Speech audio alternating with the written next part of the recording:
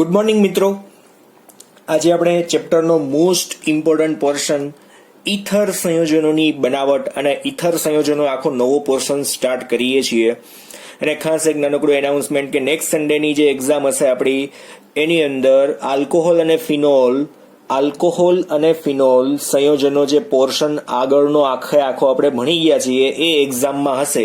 Ether સંયોજન આખો portion આ એક્ઝામની અંદર આપણે પૂછવાના નથી, બરાબર. એટલે નેક્સ્ટ સન્ડે જે 50 માર્ક્સની એક્ઝામ હશે તમારી સ્કૂલની અંદર, જેમાં આલ્કોહોલ અને ફિનોલ આખું હશે. આલ્કોહોલ અને ફિનોલ, ઇથર નથી આવવાનું. અને ચેપ્ટર નંબર 9 સવર્ગ સંયોજનો, બરાબર છે. એ ચેપ્ટર નંબર 9 આખું, ચેપ્ટર નંબર 11 ની અંદર આલ્કોહોલ અને ફિનોલ.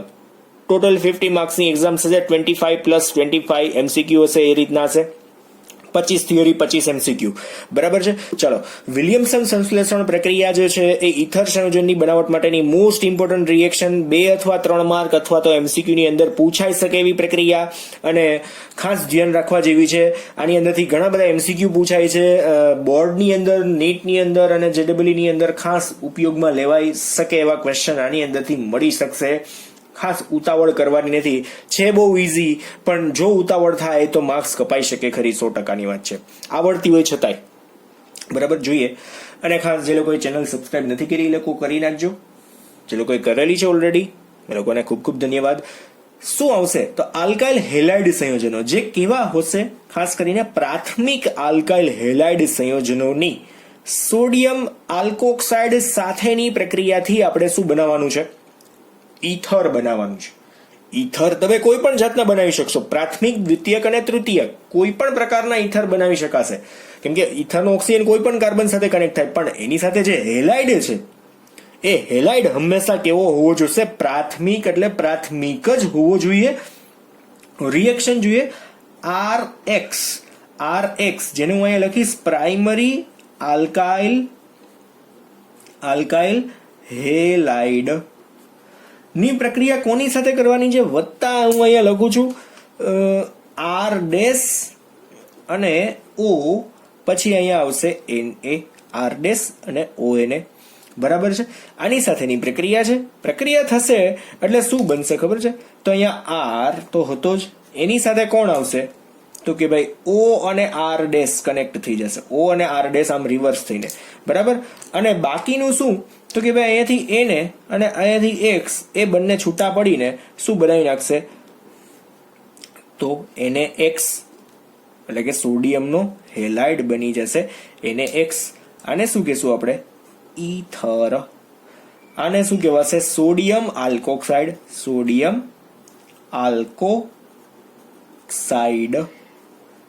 સમજાય છે એક્ઝેક્ટલી? બહુ સહેલી પ્રક્રિયા અહીંયા આપણે પોસિબલ કરવાની છે. અને હું તમને એક સાદા એક્ઝામ્પલથી કરાવીએ દઉં. આની સાથે એક સાદું એક્ઝામ્પલ આપણે લખી નાખીએ તો વધારે મજા આવશે. સાદું એક્ઝામ્પલ, દાખલા તરીકે આપણે લખીએ છીએ CH3Br ની પ્રક્રિયા. CH3Br ની પ્રક્રિયા હું લખું છું અહીંયા CH3 CH2 અને ONA સાથે કરવી છે. CH3 CH2 ONA એટલે બ્રોમોમિથેન છે. કોણ છે આપણી પાસે? બ્રોમોમિથેન વત્તા કોણ છે? તો કે ભાઈ સોડિયમ અને ઇથોક્સાઇડ છે. આની સાથેની પ્રક્રિયા કરવાની છે. શું બનશે અહીંયા? તો કે ભાઈ CH3 તો અહીંયા લેફ્ટ સાઈડ છે જ, એની સાથે કોણ કનેક્ટ થવાનું છે આ બાજુથી? તો કે ભાઈ OCH2 અને CH3, OCH2 CH3, બરાબર. વત્તા એની સાથે કોણ હશે? તો કે ભાઈ Na અને બીજો કોણ? તો કે ભાઈ Br, Na અને Br. એટલે છૂટું કોણ પડી જાય? ટૂંકમાં અહીંયા આ Br પડે અને અહીંયાથી Na પડે, બાકીની બધી વસ્તુ ભેગી થઈ જાય. નામ શું બનશે? Methoxy ethane. દીર્ઘતમ કાર્બન શૃંખલાનું નામ છેલ્લે લેવાનું, મિથોક્સી ઇથેન. ટૂંકમાં આ રીતના ઇથર આપણો બની શકો.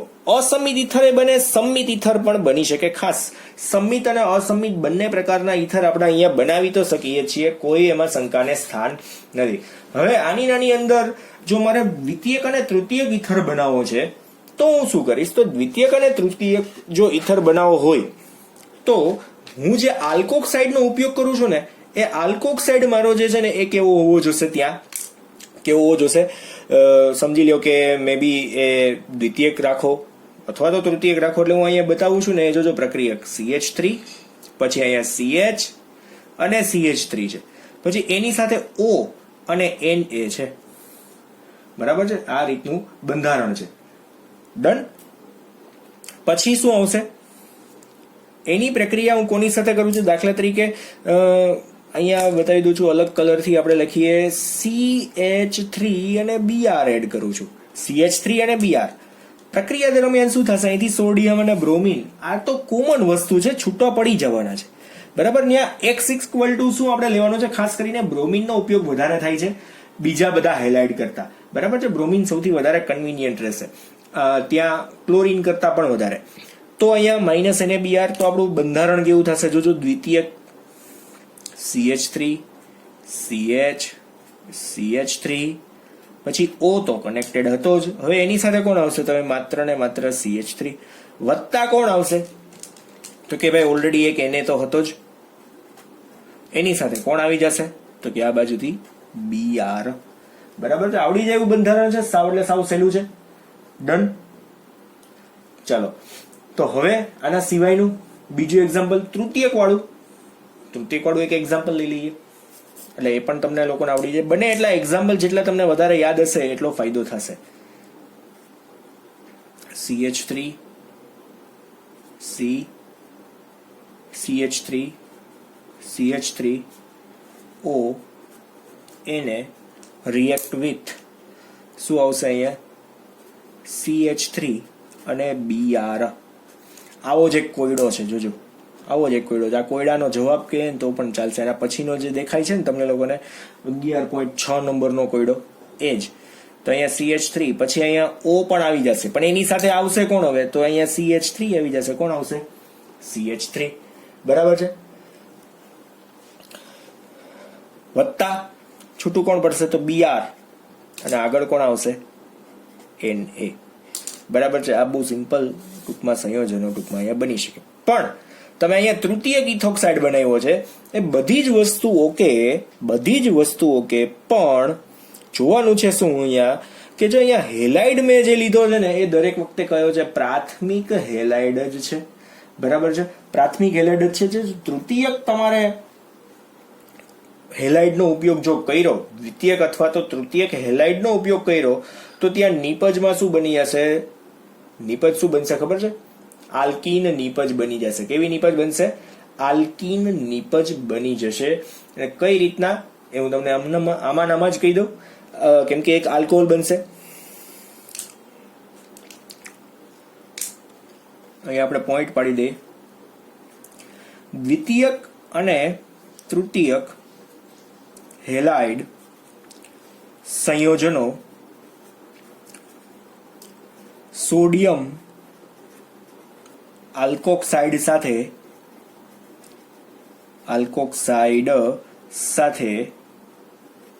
શું બનાવે છે, અહીંયા આલ્કીન નિપજ આપે છે. ઈથર આપતા નથી, આલ્કીન નિપજ આપે છે. કઈ રીતના, તો જોઈએ આપણે જે ટેક્સ્ટ બુક વાળું એક્ઝામ્પલ છે એને જોઈ લઈએ. અહીંયા દાખલા તરીકે આપણી પાસે CH3 O Na ની પ્રક્રિયા આપણે કરવાની છે. હું આ બાજુ ઊંધું લખું, એક Br C CH3 અને CH3. બરાબર, કોણ કોણ છૂટા પડશે, તો અહીંયાથી Na, અહીંયાથી Br. આપણે તો આવું જ સમજીએ, પણ આ જે કાર્બન જેની પણ સાથે છે ને એમાંથી કોઈ પણ એક કાર્બનનો હાઇડ્રોજન અહીંયાથી છૂટો પડશે. બરાબર છે, એટલે શું બનશે ખબર છે, અહીંયા જોજો, CH3 પછી O તો છે જ, એની સાથે કોણ આવશે, તો આ ત્રણમાંથી કોઈ પણ એકનો હાઇડ્રોજન આવી જશે અહીંયા, એટલે CH3OH બની ગયો. વત્તા કોણ બન્યો, તો વત્તા Na અને Br બનશે. Br અને Na જે બનાવવાનું હતું એ તો બનતું નથી. બરાબર છે, અને વધારાની કઈ નિપજ બનશે, તો વત્તા કરીએ તો આમાં જે ચેન્જીસ આવે છે એ ખાસ જોજો, કેવી નિપજ બને છે એ તો આમાં કોઈ પણ એક કાર્બન, દાખલા તરીકે આ CH3 નું અહીંયા નીચે સાઈડમાં લખું છું, CH3 પછી C, જોજો CH3 પછી C, પછી એની સાથે અહીંયા નીચેનો CH3, આ બીજો CH3 છે એને જોડી નાખું છું. આ ઉપરનો એક છે ને એનો હાઇડ્રોજન એક જતો રહ્યો, એટલે અહીંયા છે ને શું બનશે, અહીંયા CH2 અને અહીંયા થઈ જશે દ્વિબંધ. બરાબર, કેમ કે એક હાઇડ્રોજન ક્યાં ગયો, આની પાસે ગયો. ઇટ મીન્સ કે નિપજ કેવી બની છે, અહીંયા આપણી આલ્કીન નિપજ બનેલી છે. કઈ નિપજ છે અહીંયા, આલ્કીન નિપજ બની છે. સમજાય છે એક્ઝેક્ટલી આ? એટલે 2 મિથાઇલ પ્રોપીન આવી કઈક નિપજ આપણી બની ગઈ. આપણે જે જોતી હતી ઈથર નિપજ જોતી હતી એ ઈથર નિપજ અહીંયા બનતી નથી. ખાસ યાદ રાખવાની જરૂર છે અહીંયા. બરાબર છે. નામ સોડિયમ મિથોક્સાઇડ અને 2 બ્રોમો 2 મિથાઇલ પ્રોપેન, નામ તમારે બધાના જાતે લખી નાખવાના છે. બરાબર, કઈ રીતના નામ બનાવશો, આ દરેકના નામ તમારે જાતે બનાવવાના છે. ગોતજો કઈ રીતના બનશે. બરાબર છે. ચાલો, તો હવે આ સોડિયમ આલ્કોક્સાઇડ જ છે, પણ કેવા આલ્કોક્સાઇડ છે એ તમારે જોવાના છે. બરાબર, બનાવજો નામ જાતે, કઈ વાંધો નહીં. નંબરિંગ આપી દો તમને, 1 અને 2. બરાબર, પછી આની અંદર આવશે, કલર બદલી દઉં છું, 1 અને 2 સોડિયમ, પછી શું આવશે, 1 મિથાઇલ ઇથોક્સાઇડ સોડિયમ, પછી 1 ડાયમિથાઇલ ઇથોક્સાઇડ, આવા નામ બનશે આના, ઇન્ટરનલી કહું છું તમને લોકોને. પછી આની અંદર તમારે નામ આપવું હોય તો 1 અને 2, 1 ડાયમિથાઇલ ઇથોક્સાઇડ, 1 અને 2 મિથાઇલ ઇથોક્સાઇડ. ચાલો, કાંઈ વાંધો નહીં. હવે આની અંદર એરોમેટિક સંયોજનોના આપણે ઈથર બનાવી. એરોમેટિક ઈથર, એરોમેટિક ઈથર સંયોજનોની બનાવટ. એરોમેટિક ઈથર કઈ રીતના બનશે, તો દાખલા તરીકે મારી પાસે અહીંયા ફિનોલ છે. કોણ છે? O અને H છે. એની સૌથી પહેલા હું પ્રક્રિયા કરીશ NaOH સાથે. કોની સાથે કરું છું? NaOH સાથે કરું છું.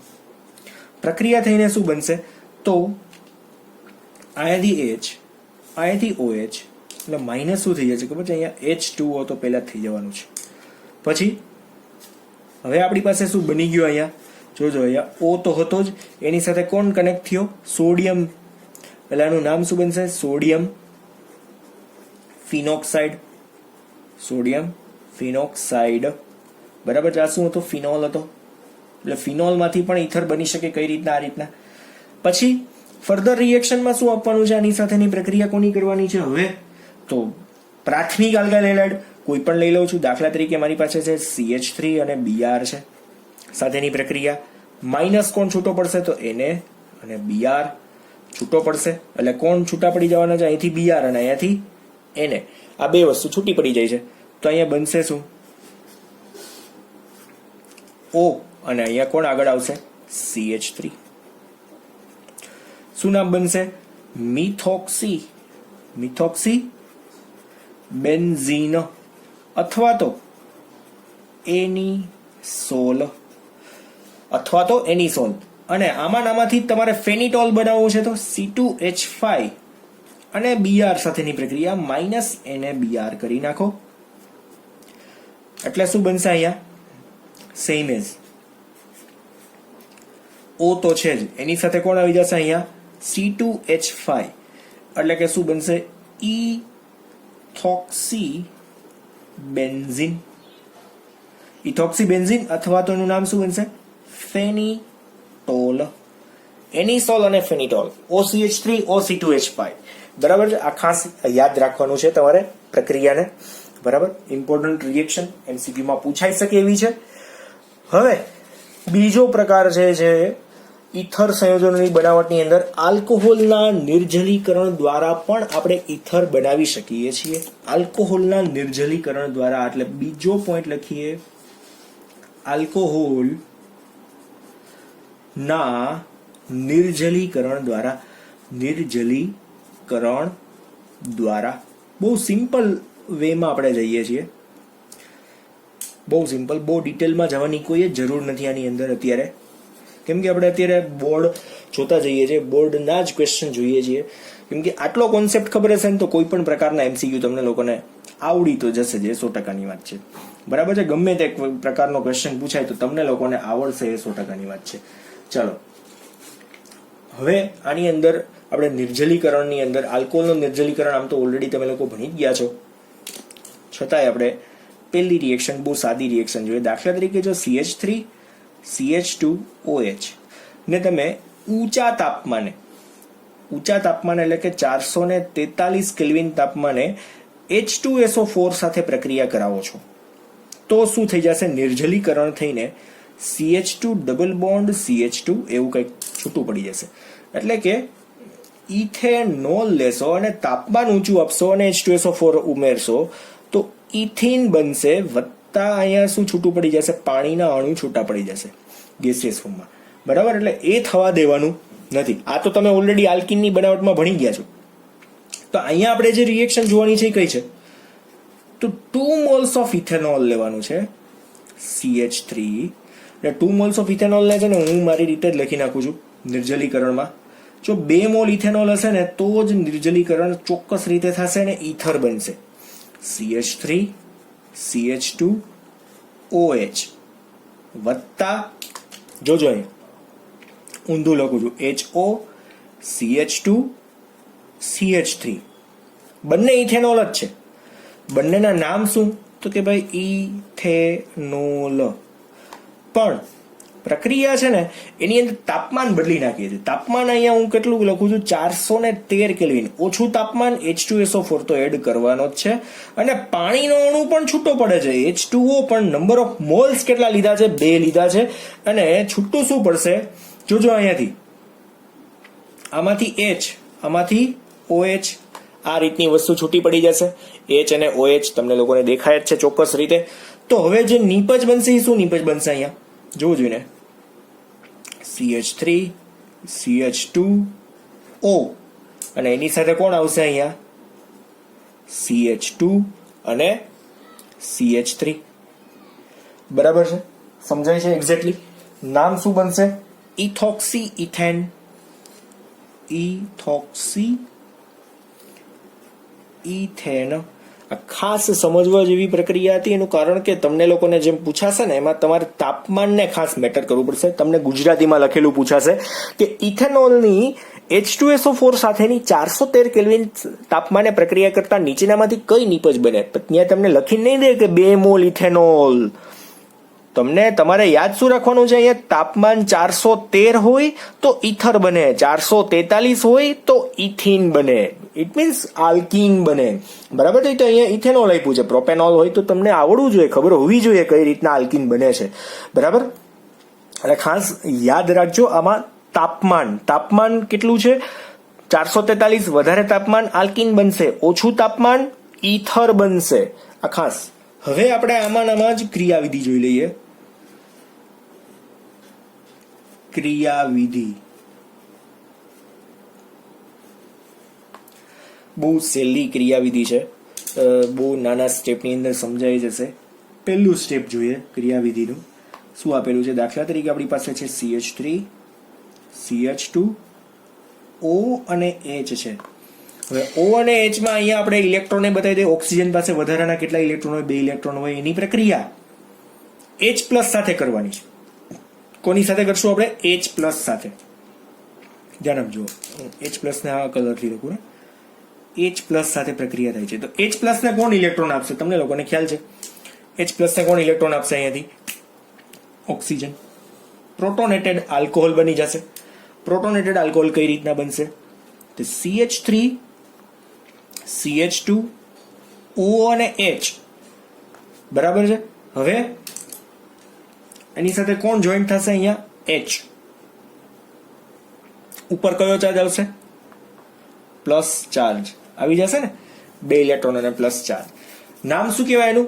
પ્રોટોનેટેડ આલ્કોહોલ. શું કહેવાશે? પ્રોટોનેટેડ આલ્કોહોલ. અલગ અક્ષરે લખી દઈએ આપણે, પ્રોટોનેટેડ.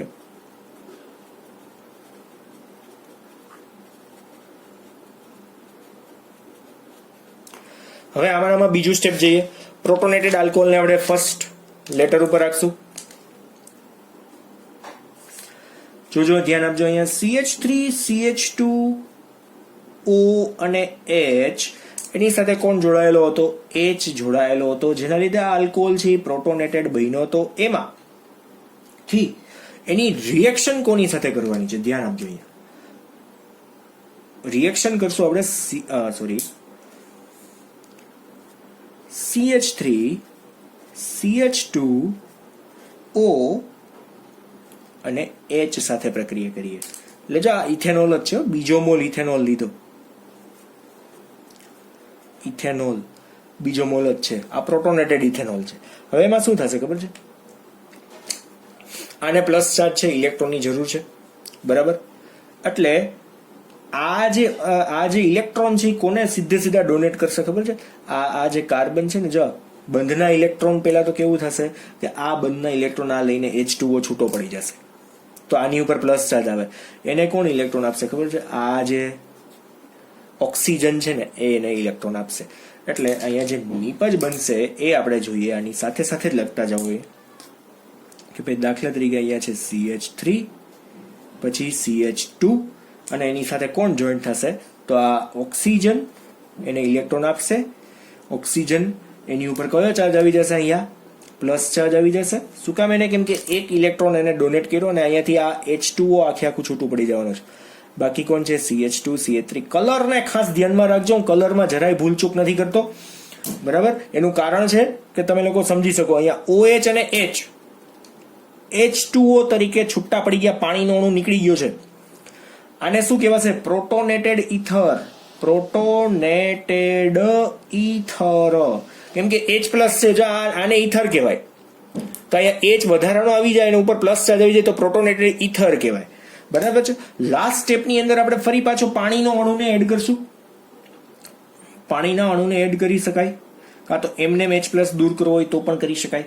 એટલે CH3 CH2O CH2 અને CH3 આ રીતના હું લખી નાખું છું. આની ઉપર પ્લસ ચાર્જ બતાવી દઉં છું.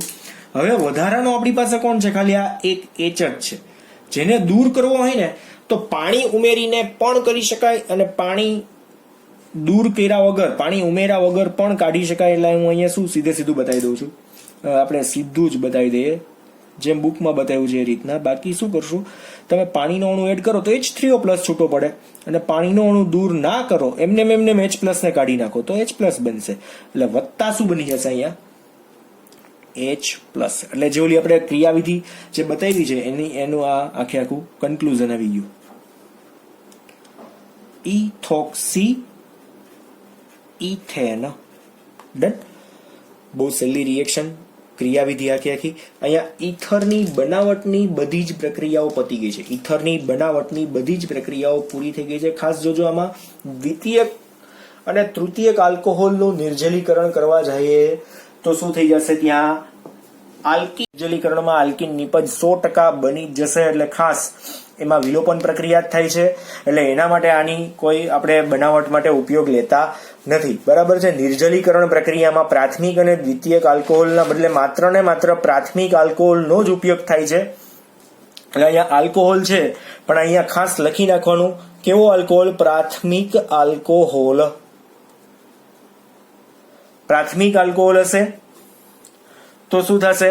એકલો પાછો 1 મોલ હશે તો આલ્કિન નિપજ બનશે, 2 મોલ હશે તો જ શું બનશે? ત્યાં ઇથર બની શકશે, બરાબર છે ને? દ્વિતીયક આલ્કોહોલ અને તૃતીયક આલ્કોહોલ તો લેવાના જ નથી, તો એમાં ગમે ત્યારે કોઈ પણ કાળે તમે કોઈ પણ ગમે તેટલા મોલ લેશો તો નિપજમાં આલ્કિન જ હશે.